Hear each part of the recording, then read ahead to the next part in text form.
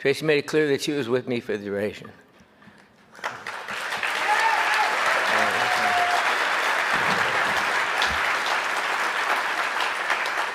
I just gotten so much shit.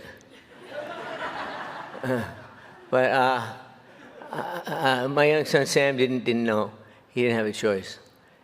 I entered into 7 years of denial, trying to make sense of it all. The kid who left Canada convinced that he would make anything happen, just by working hard and by believing, now had a tall order in front of him. I told very few people, and they kept my secret. Stop it. Then there were all kinds of doctors who helped me understand physical processes that were at work or not at work in my brain, as the case may be. Finally, I felt like I needed to tell everybody. I understood it would have a huge impact on my career.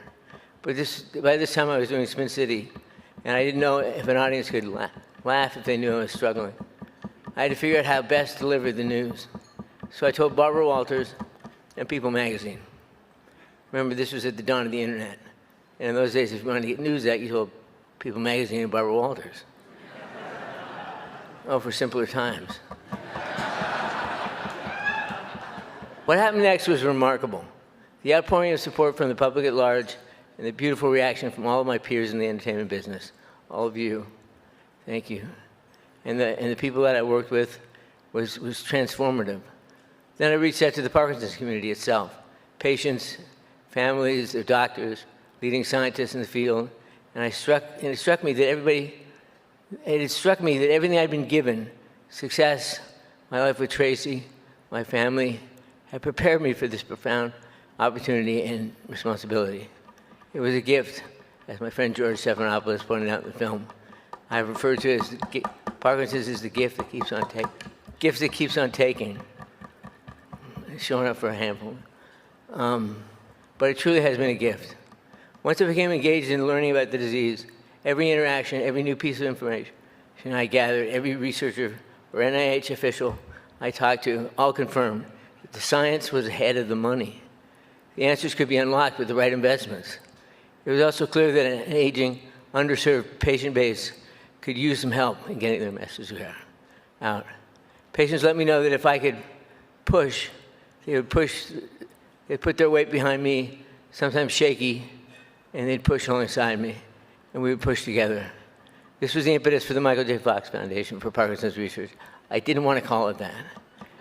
I wanted to call it PD Cure, and I told Tracy, and she said, pedicure?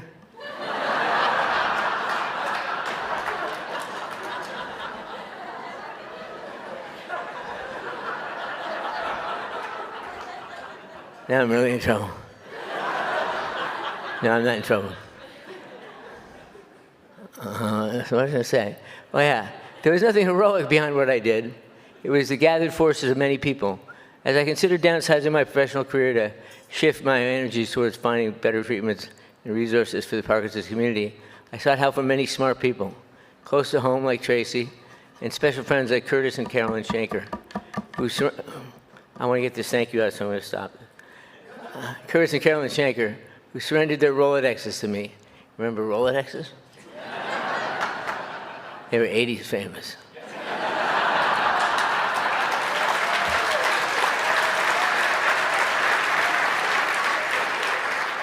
To help raise money for our initial grant, my producing partner, Nell Fortenberry, one of our first board members, jumped in, and a meticulous organizer of the battle plan jumped in and created one.